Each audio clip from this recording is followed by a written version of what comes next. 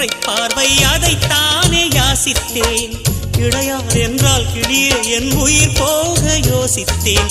4 ஆண்டு தூக்கம் கெட்டு இன்றுன்னை சந்தித்தேன். காற்றும் கடலும் நிலமும் அடித்தீ கூட தித்தித்தேன்.